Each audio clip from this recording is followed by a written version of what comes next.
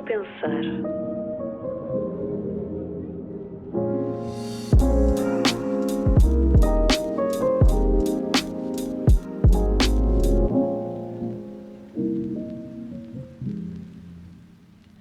Olá, olá, muito bom dia, boa tarde ou boa noite, qualquer que seja a hora que me estás a ouvir hoje, seja muito bem-vindo ou muito bem-vinda ao nosso novo episódio.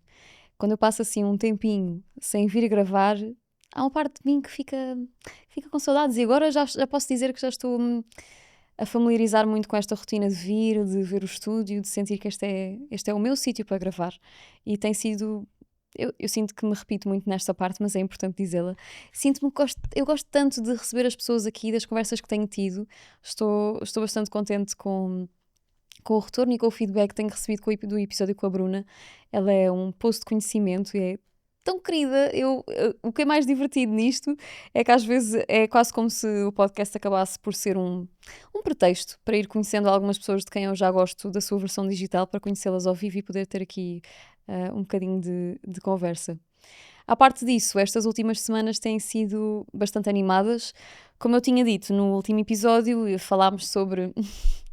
Deixei mesmo no fim do episódio sobre eu me ter candidatado a um mestrado e ir voltar a estudar. Confesso que dizer isto em voz alta está a fazer com que a coisa se torne real. Portanto, já passou do campo da minha cabeça para o campo do mundo das outras pessoas, sabes?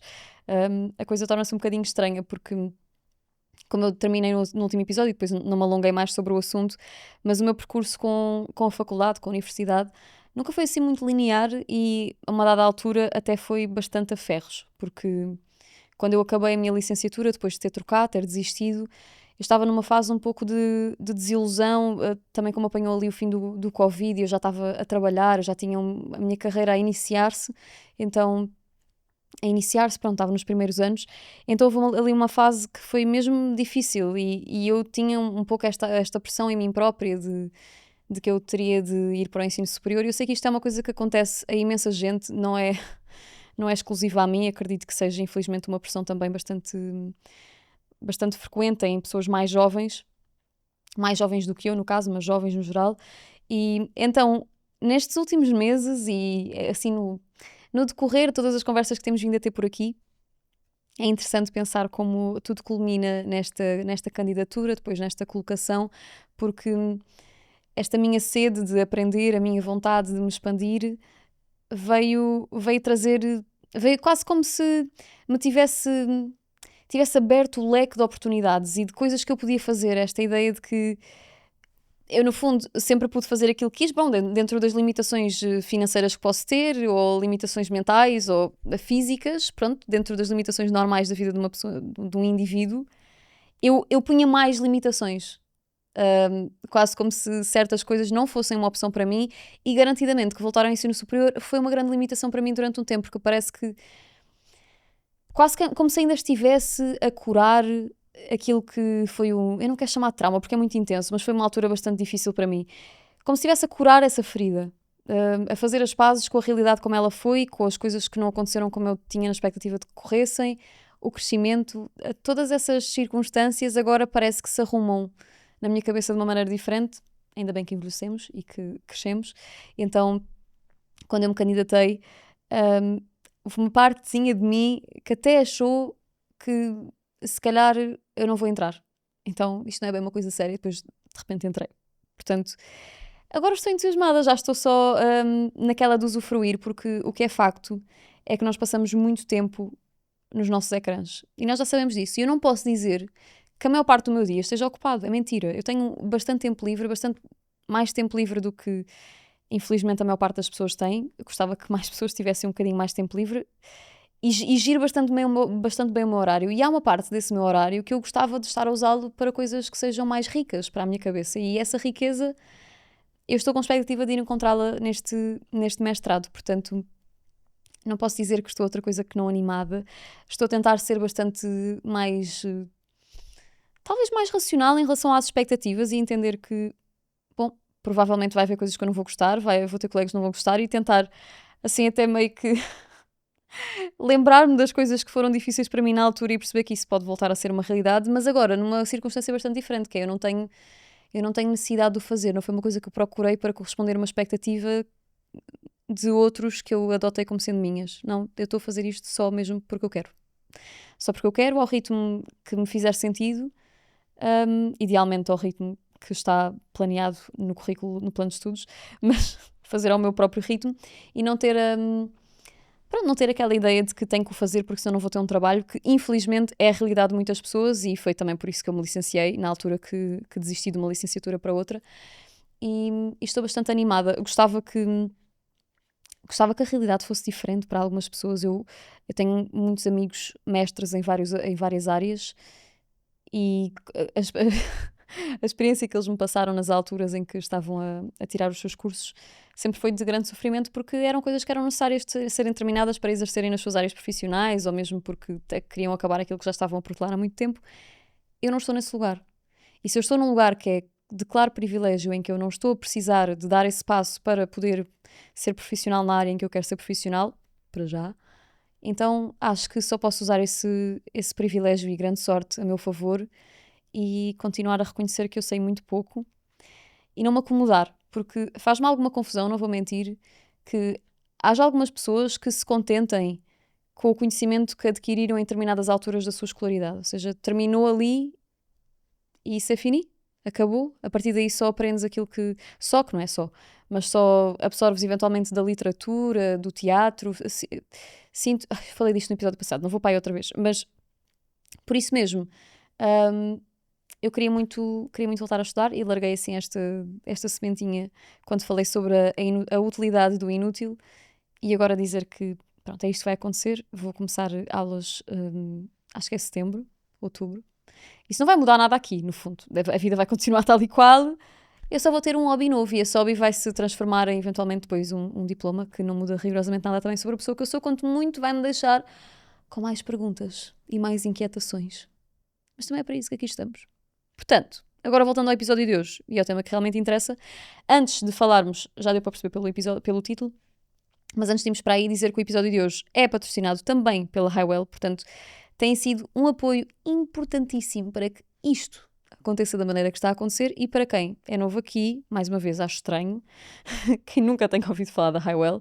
A Highwell é uma plataforma de terapia online, o que quer dizer que é uma app, é um site, onde nós podemos fazer acompanhamento psicológico 100% online, com psicólogos, obviamente psicólogos, não só terapeutas, psicólogos, pessoas formadas em psicologia, com determinadas especializações e nós podemos encontrar através de um pequeno questionário, é-nos atribuído um psicólogo, um profissional mais adequado para aquilo que nós procuramos, que pode ser autoconhecimento, pode ser um problema específico relacional, com a família, com a faculdade, com a vida no geral, o trabalho.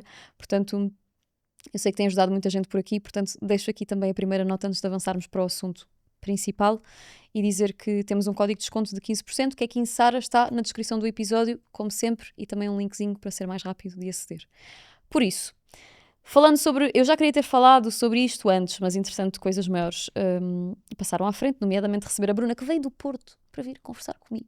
Portanto, isso foi prioritário. E queria falar muito sobre eu ter ido ao Parlamento Europeu, porque isto é o meu Roman Empire agora. Eu não consigo pensar noutra coisa. O meu dia-a-dia está a ser engolido pelos meus pensamentos intrusivos que vêm anexados a pensamentos de Parlamento Europeu. Porquê?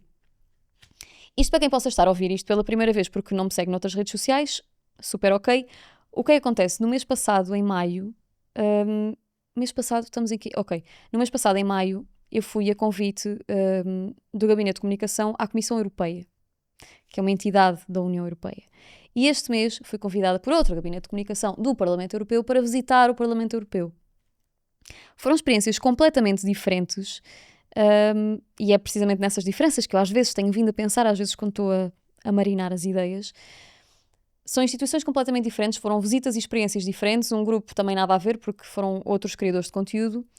E eu venho a refletir, ainda bem que as coisas aconteceram assim numa altura foram quase seguidas uma à outra, portanto deu-me ali um tempo de umas semanas para marinar as ideias, mas o que é facto é que foi mesmo muito seguido, por isso deu bastante bem para ter presente e também para poder gravar isto agora, para ter ainda na minha mente o que é que foi cada coisa e o que é que cada uma simbolizou para mim, ou que tipo de conclusões eventualmente isso tem na minha vida enquanto comunicadora, pessoa que tem um podcast e que usa um Instagram e que, enfim, Por isso, quando eu fui à Comissão, o que é que eu senti? Isto para quem não faz ideia do que é que eu estou a falar, porque eu percebo, é totalmente legítimo. A Comissão Europeia é o sítio onde se propõem as leis, onde se congeminam as receitas das leis da União Europeia. E as leis da União Europeia são leis que são aplicadas a todos os países, a todos os Estados-membros da União Europeia. Portanto, é um sítio importante. Mas onde se propõem as leis? O sítio onde essas leis são discutidas e posteriormente aprovadas é o Parlamento Europeu. E acho que só por esta pequena explicação é fácil entender porque é que estas visitas e estas experiências foram bastante diferentes. Porque na Comissão Europeia o que eu senti foi que, primeiro foi incrível, toda a visita e de poder ter acesso, daqueles momentos que a pessoa fica assim a pensar, bolas, é por isto que eu gosto de trabalhar com as redes sociais, é por esta parte. Eu cada vez mais me apercebo que a minha via não é tanto para o entretenimento, eu também gosto, sou uma pessoa divertida, também gosto de fazer piadas, mas a via do entretenimento nas redes não me preenche as medidas só por si, e de repente poder ter acesso a estas experiências deixa-me feliz porque torna-me a mim uma cidadã mais informada, uma pessoa mais informada, mas permite-me a mim também ter meios e conhecimento para divulgar coisas fidedignas às pessoas que por algum motivo veem em mim alguma autoridade para receber a informação. Portanto, estas duas visitas foram bastante diferentes e eu senti na Comissão Europeia que era um sítio onde a diplomacia era a palavra de ordem. Portanto, nós tivemos assim uma viagem. Este tipo de viagens, mais uma vez, para quem não está familiarizado, acontecem algumas vezes por ano, tanto a uma instituição como a outra. Acontece algumas vezes por ano a convite destes gabinetes de comunicação para criadores de conteúdo poderem precisamente conhecer as estruturas, conhecer as pessoas que lá trabalham, não todas, conhecer as pessoas que lá trabalham, como é que funciona a parte burocrática, diplomática destas instituições, para que talvez consigamos transmitir de forma mais simplificada as coisas às pessoas que nos seguem, que podem ou não estar mais distantes da vida política ou estar mais desinteressadas, se quisermos pôr assim. Então a Comissão Europeia, eu senti que foi uma visita muito mais dirigida, muito mais caracterizada pela diplomacia. Portanto, nós tivemos sim algumas interações, falámos com comissários, depois cada comissário na Comissão Europeia tem uma determinada pasta, um dossiê em que tratam certos assuntos, ou seja, sobre a cultura, sobre o ambiente, sobre a economia. Portanto, cada grupo tem assim uma responsabilidade. Eu tentar pôr isto da forma mais simples possível para não ser enfadonho. Então nós tivemos acesso a algumas pessoas com quem conseguimos dialogar, nomeadamente na área da cultura e da juventude. Mas o que é facto é que durante essa visita eu senti muito que havia uma grande barreira de comunicação na ótica em que havia conversas que não dava para evoluir muito. Ou seja, eu acho que isto é super óbvio, não é? Quer dizer, não é que seja uma conclusão difícil de tirar, mas quando nós estamos a falar com pessoas cuja imagem pública e cujos discursos e conversas são altamente policiados por razões óbvias também, porque as suas palavras têm muito peso em vários países, ou seja, em vários cidadãos, é natural que a barreira diplomática seja uma questão, porque apesar de nós todos termos convivido em determinados contextos de muito mais intimidade, quando eu digo intimidade não é intimidade, é proximidade, não foi grandes conferências, não, estávamos sempre nós, os criadores de conteúdo, com determinadas pessoas. Portanto, houve momentos que, apesar de eu ter entendido bastante bem como é que funciona a estrutura e o processo, o impacto da União Europeia no nosso dia-a-dia, etc., as coisas que têm para melhorar, na minha ótica também tem algumas, enfim, não vamos entrar por aí, eu senti sempre muito que havia ali um momento em que não dava para falar mais sobre as coisas, no sentido em que como é que eu vou explicar? Quando nós falamos com deputados, nós estamos a falar com pessoas que representam um determinado partido. Ou seja, é bastante óbvio para nós quais é que são os seus posicionamentos numa data de assuntos. Isso não é óbvio, podemos perguntar e falar porque isso é o trabalho deles, é posicionarem-se nessas coisas. Na Comissão não, os posicionamentos são muito mais no lugar de gestão de problema, de conflito, ou gestão não, ou evitar o problema e o conflito, portanto não há muito espaço para nós, né? Acredito que eles o façam internamente, mas para nós, pessoalmente, que somos as pessoas que vêm de fora e que ainda por cima comunicamos, usamos as redes sociais, portanto, há aí muitos perigos, imagino, não sentimos tanto essa proximidade. E, portanto, as visitas foram bastante diferentes, ambas com bastante valor e com... as duas, eu fico muito contente porque eu fico tão feliz por ter podido viver estas duas coisas, ainda por cima, num curto espaço de tempo. Mas pronto. O que eu queria falar, na verdade, era mais sobre a experiência que eu tive no Parlamento, porque foi aquela em que eu senti que enriqueci mais.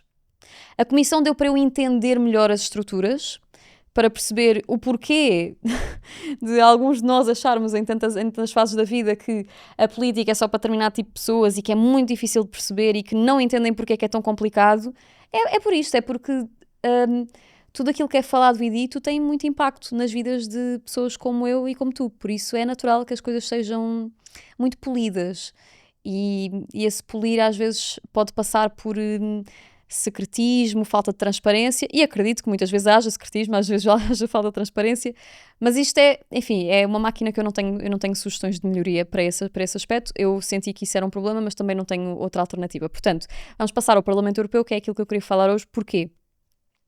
Porque no Parlamento Europeu, sendo o sítio onde essas leis são discutidas e que vão de volta para a Comissão e depois voltam para serem limadas aí aquelas pequenas nuances, aquelas linhas, aquelas palavrinhas que têm dupla interpretação, todas essas coisas têm que ser novamente discutidas para depois então serem votadas e depois aprovadas ou não. O que é que isto traz? Para mim traz algo muito divertido, que é compreender a cabeça do ser humano. No fundo, essa foi a parte mais curiosa, mais rica para mim, é que em primeiro lugar, nós fomos convidados a visitar o Parlamento Europeu numa semana em que acontece o plenário. O que é o plenário? É a semana do mês, acontece uma vez por mês, a exceção do mês de agosto, em que acontece 2 vezes depois, mas pronto, vamos contar assim, uma vez por mês, que acontece durante uma semana, que é quase como se... é quase como se fosse o Erasmus dos eurodeputados, que é...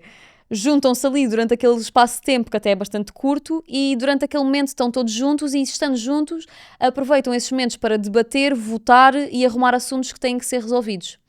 O que é que quer dizer? Quer dizer que eles durante o ano têm obviamente trabalho e estão a fazer, vamos pôr assim, o trabalho de casa dos respectivos assuntos sobre os quais eles têm que trabalhar com os respectivos partidos ou os respectivos trabalhos de grupo. Estou a tentar fazer aqui todo um paralelismo com a linguagem corriqueira. E depois desse trabalho de casa, deles tirarem as suas conclusões, de trabalharem as tais leis que não estavam ainda bem moldadas como era suposto e que agora vão apresentar e etc. Aí nessa semana eles apresentam o trabalho de grupo. No fundo é isto. Então, esta semana é muito cheia a nível de calendarização, porque são 720 eurodeputados de todos os países da União Europeia, portanto há aqui... é uma multiculturalidade, é uma troca que foi mesmo muito interessante de ter podido viver, porque obviamente que um partido de direita na Alemanha é diferente de um partido de direita em Portugal. As pessoas que fazem parte desses partidos são pessoas diferentes. E aquilo que quer dizer ser de esquerda, sei lá, por exemplo, vamos manter a Alemanha. Por exemplo, na Alemanha é bastante diferente do que é ser de esquerda em Portugal. E como os respectivos, nas respectivos polos opostos, o máximo da esquerda e o máximo da direita, têm manifestações e formas de expressão bastante diferentes consoante os países, e o que é interessante no Parlamento Europeu é que essas pessoas que nos seus países estão em determinados partidos juntam-se muitas vezes no mesmo único partido no Parlamento Europeu, porque estes eurodeputados nos quais nós votamos, eu acho que é interessante falar disso porque há sempre uma grande taxa de abstenção, nós votamos nestas eleições para escolher os nossos eurodeputados, portanto é sempre bom lembrar que é importante votar, sempre, mas nestas também, porque caem sempre um pouco no esquecimento. E eu tinha um bocado a ideia de que o público geral acha que os eurodeputados têm um bocado um trabalho inútil, não é? Que não fazem nada e que é apenas uma formalidade e uma diplomacia desnecessária, mas muito pelo contrário, porque há muitas leis no nosso dia-a-dia, muitas coisas que acontecem no nosso dia-a-dia que só acontecem porque passaram por União Europeia, nomeadamente Parlamento Europeu e aprovação em Parlamento Europeu. Portanto, o que eu gostei é que nós interagimos diretamente com estas diferentes pessoas, diferentes posicionamentos, e pudemos ter conversas precisamente sobre isso. Portanto, isso foi a parte mais curiosa.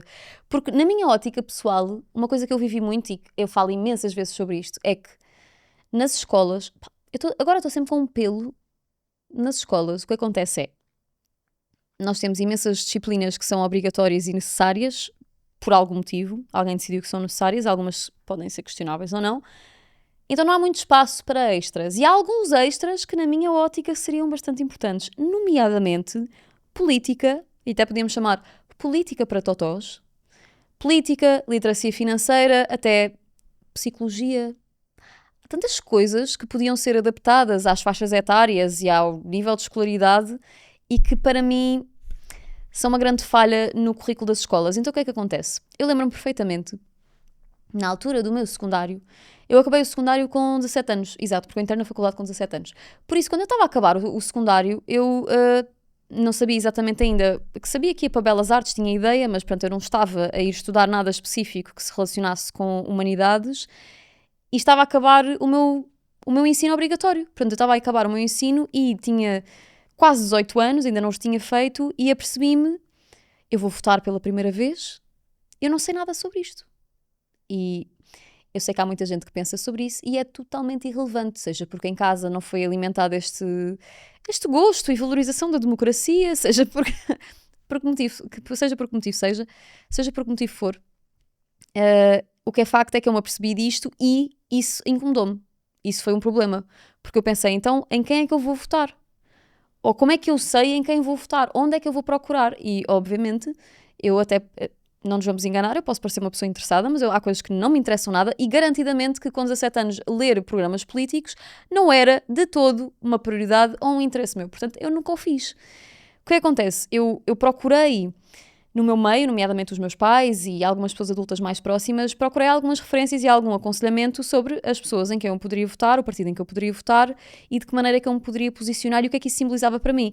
E eu, durante muito tempo, eu não associei, precisamente porque não cultivei esse pensamento, não associava, é bom crescer, não associava a política à moralidade.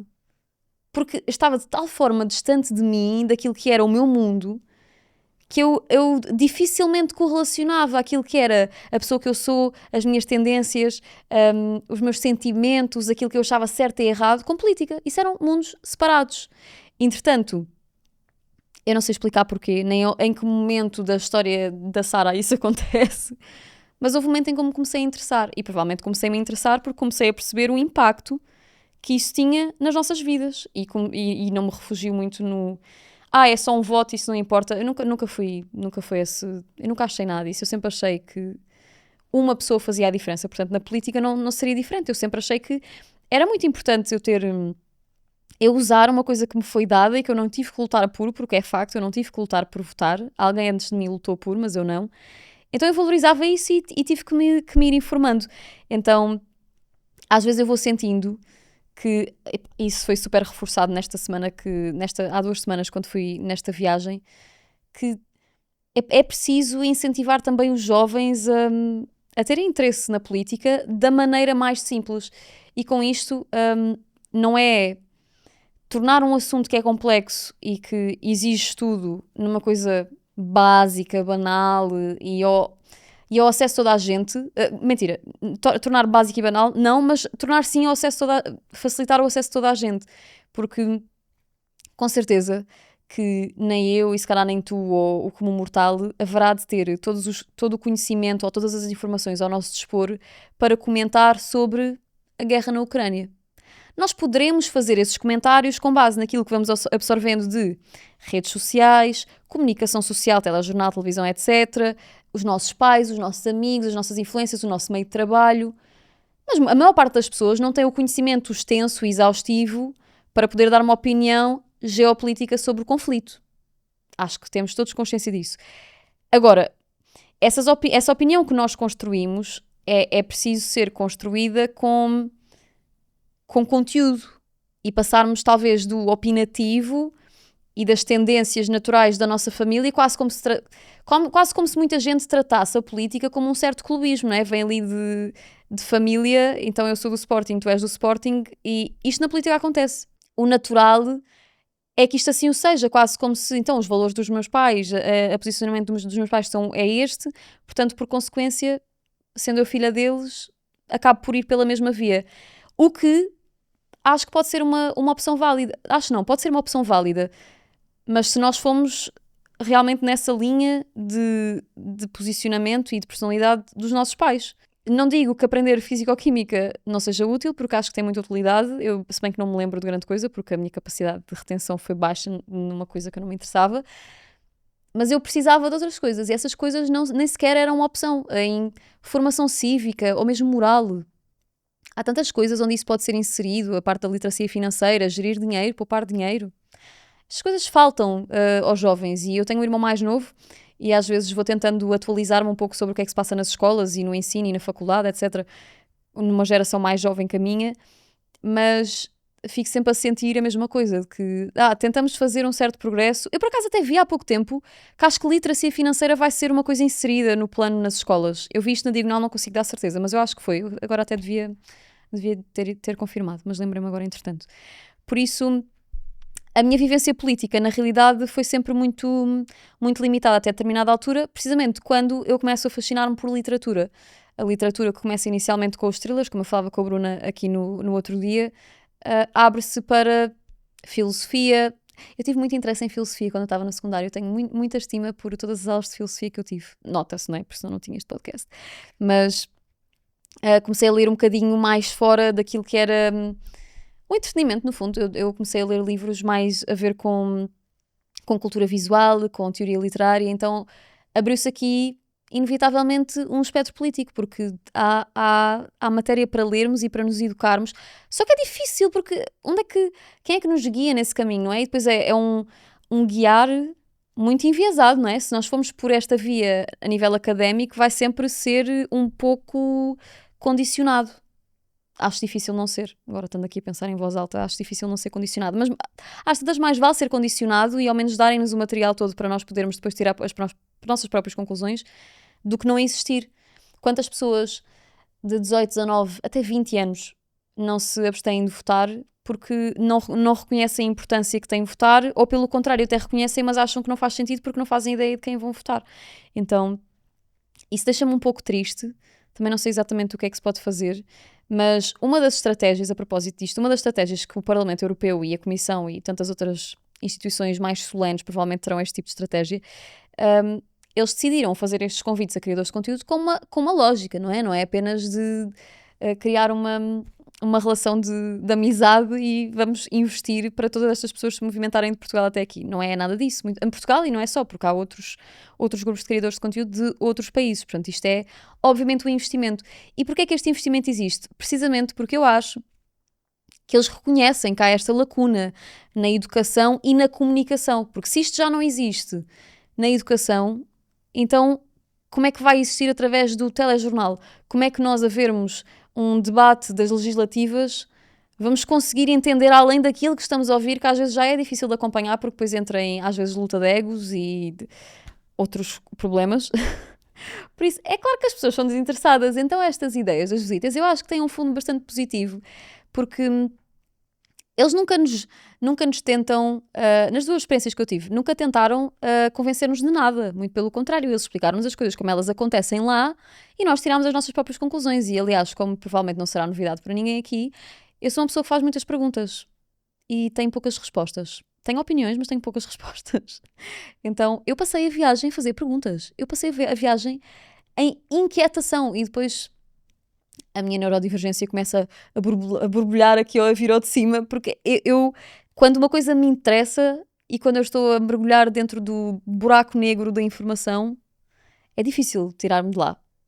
É bastante complexo, quase impossível, diria. E depois a minha bateria social fica completamente drenada. Eu provavelmente também vou drenar um pouco a dos outros, porque eu tenho muitas perguntas, mas é o que temos.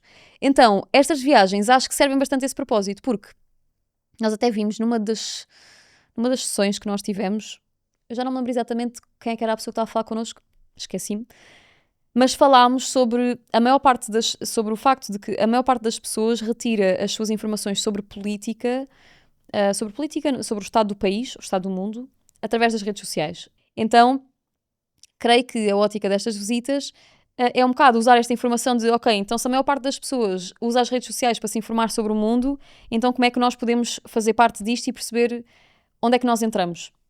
E aí entramos nós. Como eu dizia, pronto, eu vou reforçar um pouco a ideia do último episódio, porque eu acabei por falar sobre este assunto com a Bruna. Eu senti, quando fui de viagem, eu fiquei super lisonjeada com o convite, mas houve uma parte de mim que ficou a pensar, como nós íamos interagir muito com pessoas que têm papéis bastante importantes no Parlamento, houve uma altura que eu pensei, será que estão realmente a considerar aquilo que é o nosso trabalho, ou isto é um bocado na ótica de divulgação, mas não valorizam realmente o nosso canal de comunicação? Isto porque esta profissão é uma profissão relativamente nova, não é relativamente, é mesmo nova. E nós sabemos os estereótipos que estão associados a influencers, a criadores de conteúdo, então eu estava com um pouco de receio, e especialmente porque eu sinto que não me encaixo nesses estereótipos e tinha receio de eu ser vista nesse lugar e do que é que isso simbolizaria para mim, insegurança individual, nada a ver com as outras pessoas. Então foi giro perceber que, muito pelo contrário, eu senti que olhavam para nós precisamente como uma forma de facilitar essa comunicação, não que essa comunicação tenha que ser feita da forma que eles querem, tanto é que, isto para quem possa não ter pensado sobre o assunto, mas nós quando vamos nestas viagens nós não temos qualquer obrigação de partilhar nada, até, se não me engano, até foi o Diniz, nós fomos com o Diniz, o biólogo, que é um rapaz de 13 anos, nós fomos com ele e com o pai, que na altura eles até não fizeram quase partilhas nenhumas sobre o Parlamento, fizeram uma outra intervenção, mas provavelmente vão agora gerir o que aprenderam de outra maneira e se calhar vão partilhar, se calhar não. A ideia era nós podermos ir e tirarmos as conclusões que entendermos, partilharmos nas redes aquilo que entendermos ou não. Portanto, tudo aquilo que eu publiquei na altura foram reflexões que eu fiz sozinha, daquilo que eu concluí sozinha, depois de muitas perguntas, e isso é que eu achei que foi interessante, porque durante esta semana,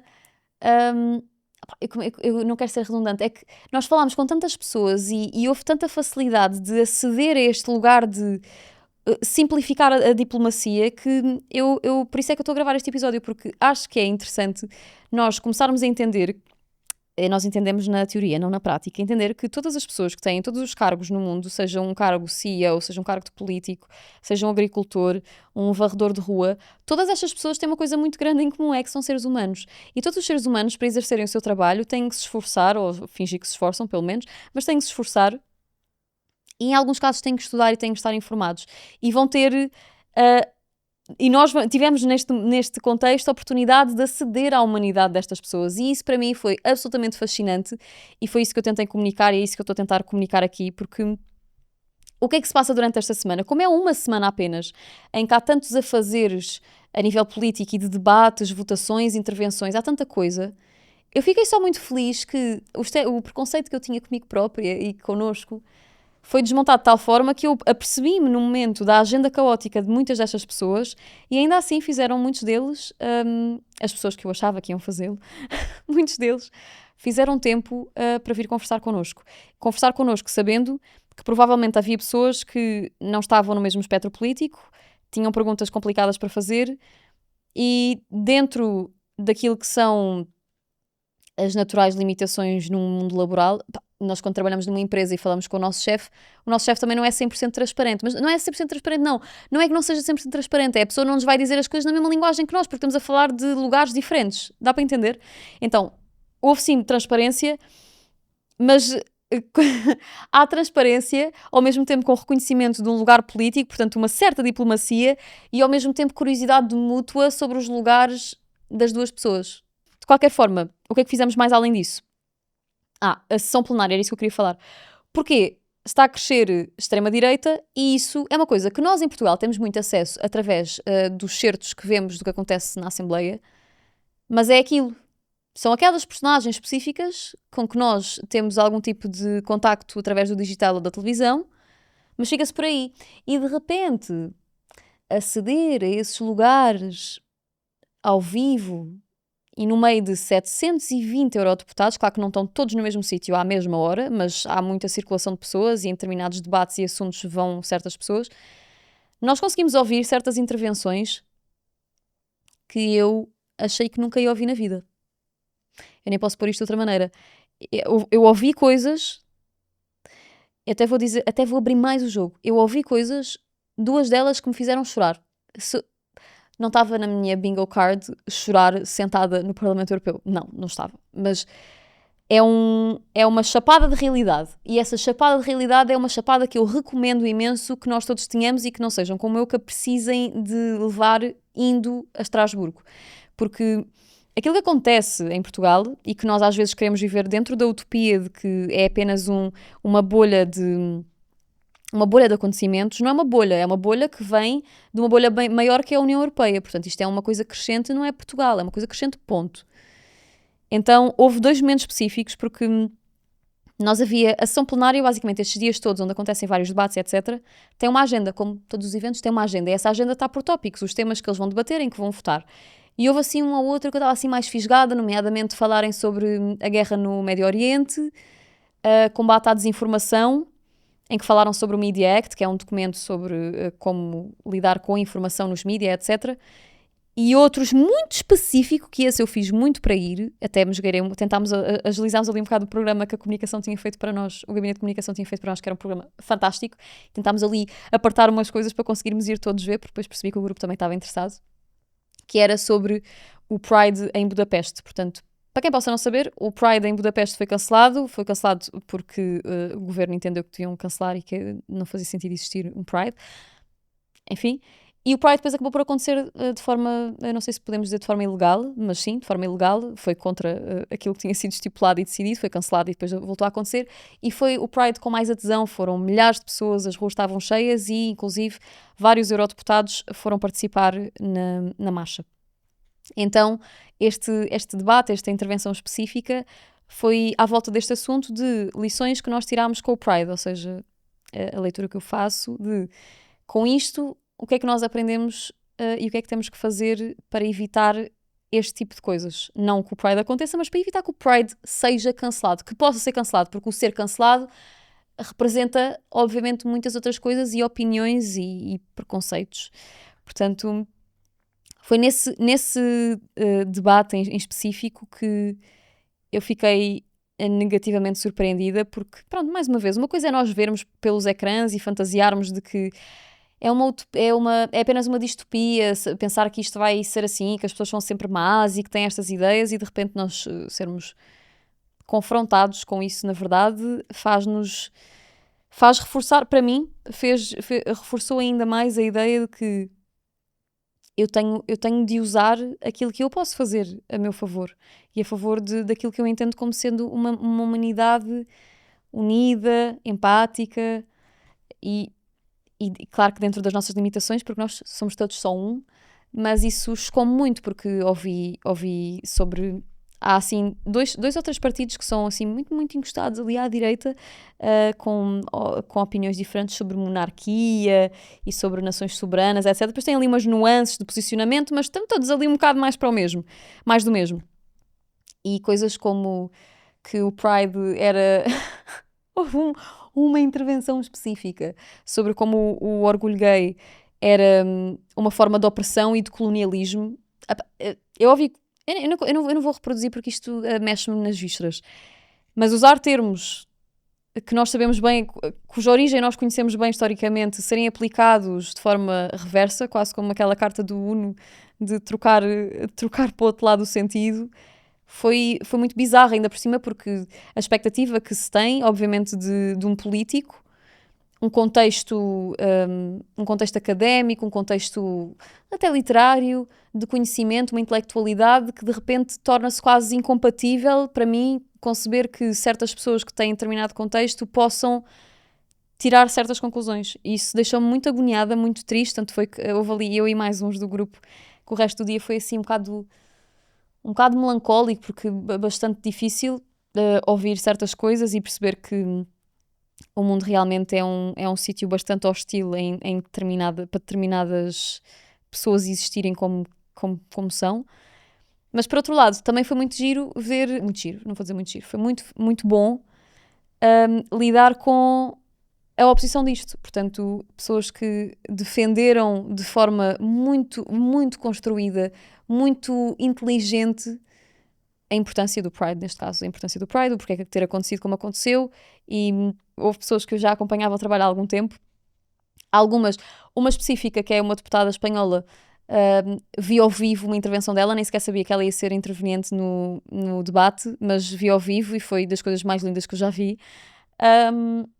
E outra foi uma outra deputada francesa cujo trabalho eu não sigo há imenso tempo, mas que sou muito fã e que até consegui trocar 2 dedos de conversa com ela, e eu apercebi-me que as coisas que me geram admiração, há um nível de admiração que só se acede não só pelo entretenimento e as coisas que me fazem sentir, mas as coisas que me dizem a nível moral.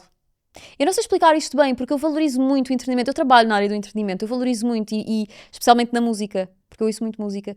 Mas são coisas diferentes, e o meu tipo de idolatria, eu não gosto de idolatria que é muito forte, mas o meu tipo de fã, a forma como eu sou fã é diferente. E ser fã destas pessoas eu percebi que é um nível de fascínio já bastante mais elevado.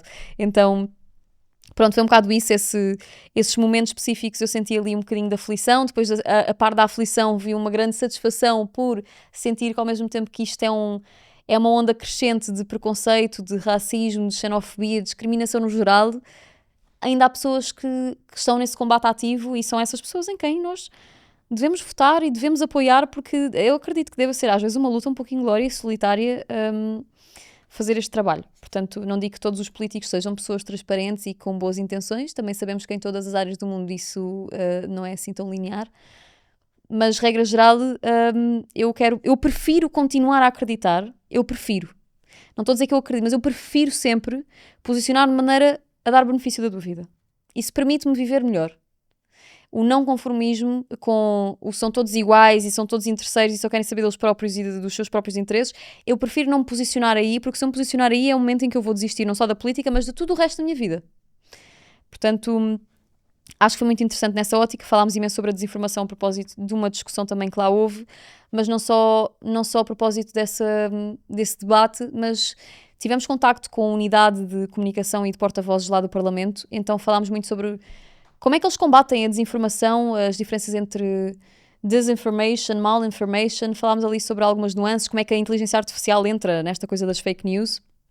Foi bastante útil, em termos práticos, foi bastante útil para nós, porque no nosso trabalho lidamos imenso com essas coisas, ou até mesmo o cyberbullying, por exemplo, que tipo de coisas é que estão a acontecer para impedir isso. É tema que a mim me faz sempre uma certa confusão, porque, como eu acho que já tinha dito aqui algumas vezes, eu nunca recebi tanto ódio online como tenho vindo a receber. Obviamente que isso vem de eu ser mais vocal em determinados assuntos, e isso, uma mulher que pensa nem para toda a gente é uma coisa necessariamente boa.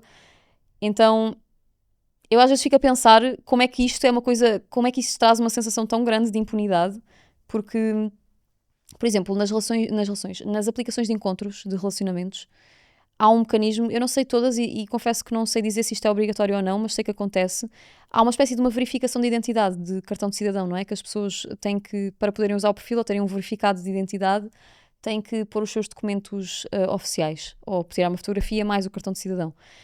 E a mim às vezes custa-me entender como é que os interesses privados são tão superiores que estas aplicações que nós usamos todos os dias e que toda a gente tem acesso não pedem algo tão básico como verificação de identidade, porque tenho a certeza absoluta que isso era meio caminho andado para alguns comportamentos online deixarem de existir.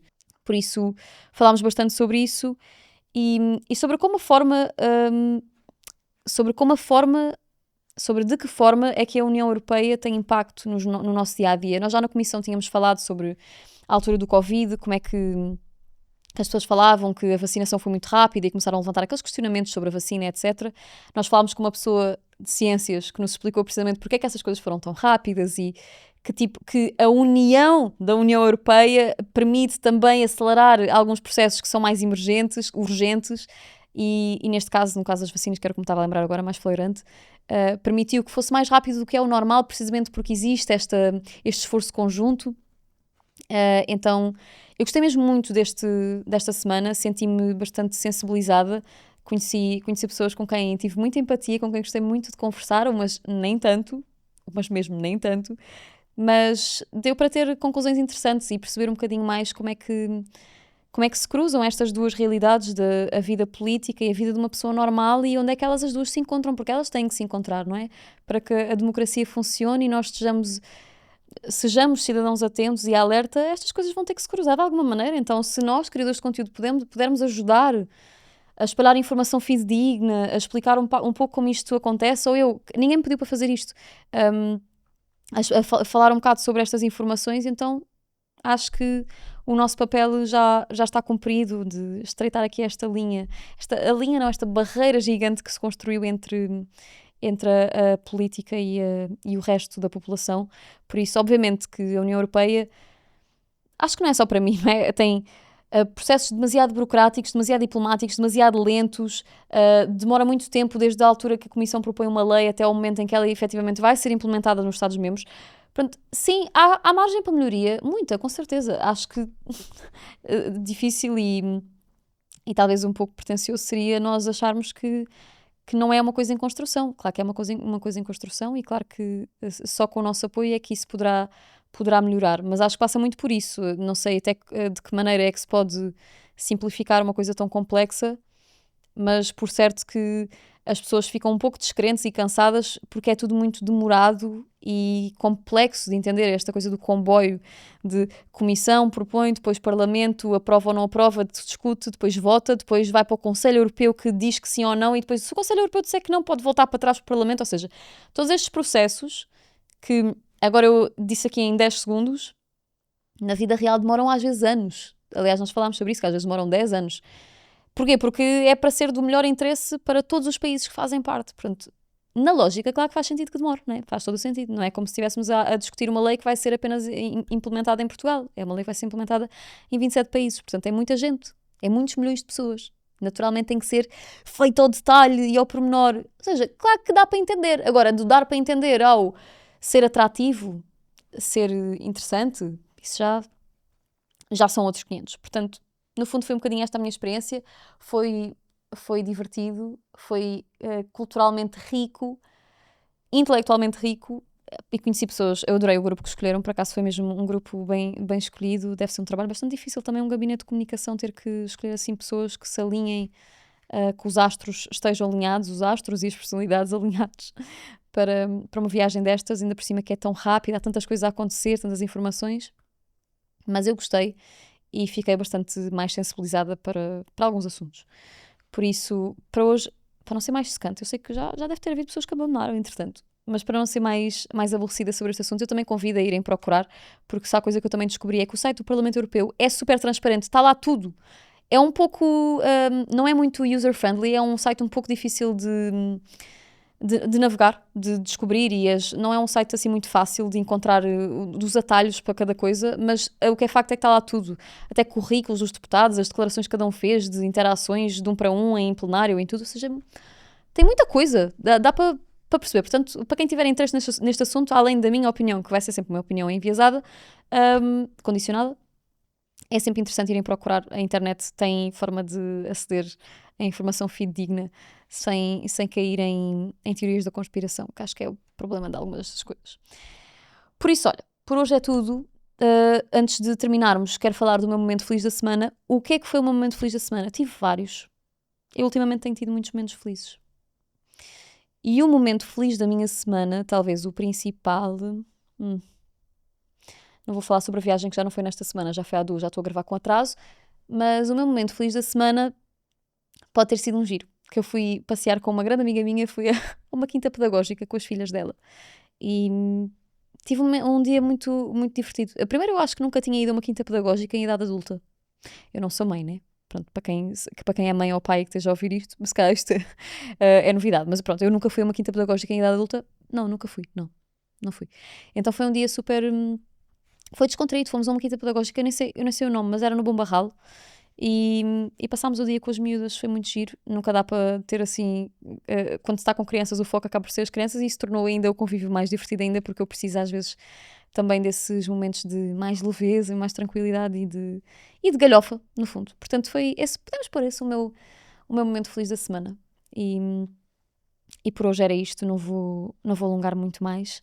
Vemo-nos na próxima semana. Obrigada por teres ouvido até aqui. Eu vou tentar deixar algumas referências no final, na descrição do episódio, para quem interessar, e vemo-nos no próximo sábado.